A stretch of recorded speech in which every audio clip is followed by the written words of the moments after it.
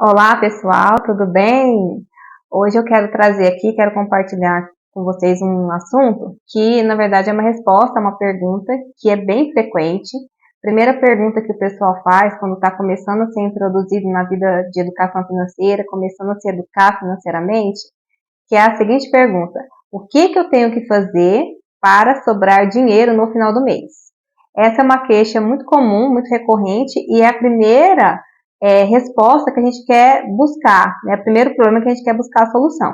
É saber o que eu tenho que fazer para que no final do mês sobre dinheiro, porque eu vejo que o dinheiro está entrando, eu vejo que eu estou trabalhando, e que no final da história, lá no final do mês, cadê dinheiro? Sobrou nada.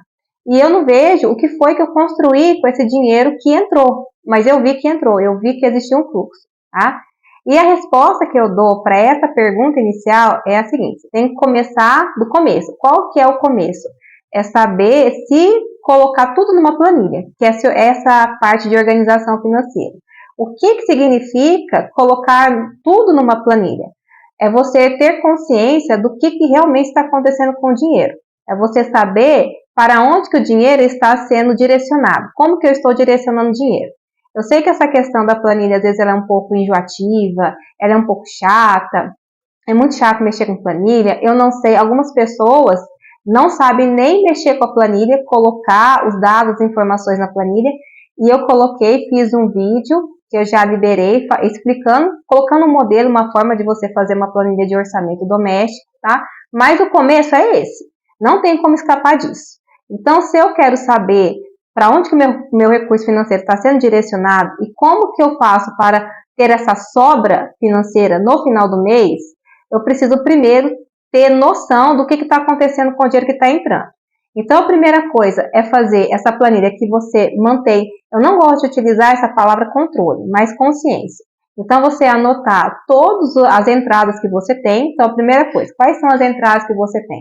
Você tem um salário líquido, você tem algum tipo de venda, você faz algum tipo de negócio em que você vende alguma coisa, você tem entrada, sei lá, por exemplo, de aluguel, alugo alguma coisa, eu alugo carrinho de pipoca, eu alugo uma casa e eu tenho uma entrada a partir desse aluguel, então tudo isso tem que ser anotado numa planilha.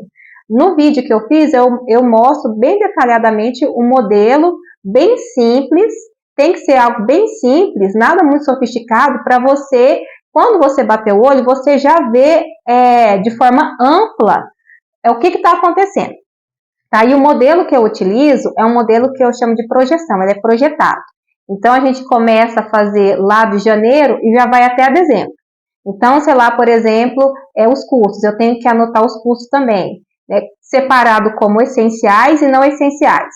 Então, você tem que ter noção do que é essencial para você. O que significa um custo essencial? É aquilo que é necessário para a sobrevivência. Então, sem esse valor, sem a casa, sem o aluguel, se eu não pagar o aluguel, se eu não pagar o financiamento, se eu não pagar o condomínio, o que vai acontecer comigo? Então, eu vou morar debaixo da ponte, eu vou ser retirado da casa, eu vou perder aquele apartamento. Então, isso é essencial.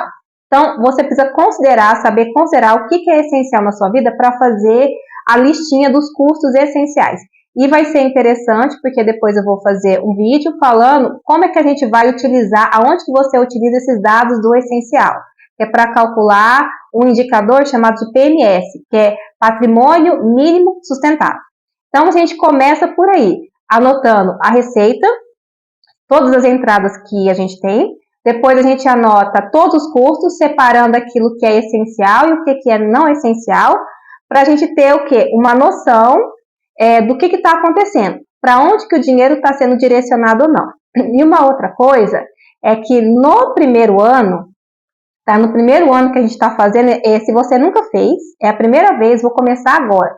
Talvez você goste de fazer anotações manuais, aí não tem problema. Se você consegue manter esse controle manual, então existem livros caixas que você pode comprar na papelaria e você fazer a anotação manual. O que é interessante e essencial nesse caso? A gente manter uma rotina, você precisa entender qual é a sua rotina, tá? Essa que é a parte talvez mais difícil, porque a gente já quer um modelo já pronto. E o modelo funcionou com um coleguinha, funcionou de um jeito que comigo às vezes não vai funcionar.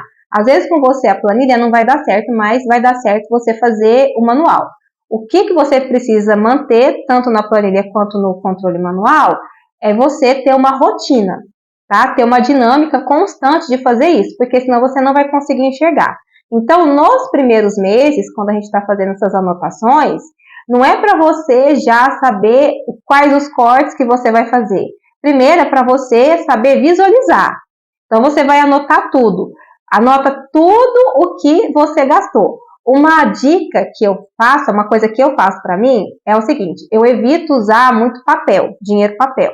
Então, eu procuro utilizar muito o aplicativo mesmo no banco. Então, pagar as contas com Pix, cartão de débito. Por quê? Porque fica registrado lá no banco, depois é só eu ir lá, olhar, anotar. Eu consigo ter alguns bancos digitais que você consegue retirar um relatório do que você foi gasto por mês. Eles conseguem até classificar na categoria. Se foi alimentação, se foi transporte, isso no aplicativo do banco, tá? A gente consegue já retirar essa informação.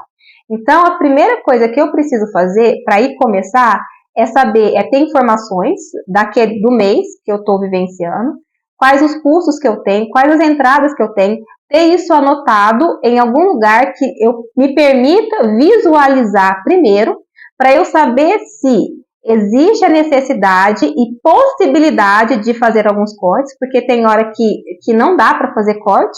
Eu vou cortar, por exemplo, o aluguel, vou cortar o financiamento, vou cortar, não vai dar para pagar a luz nesse mês.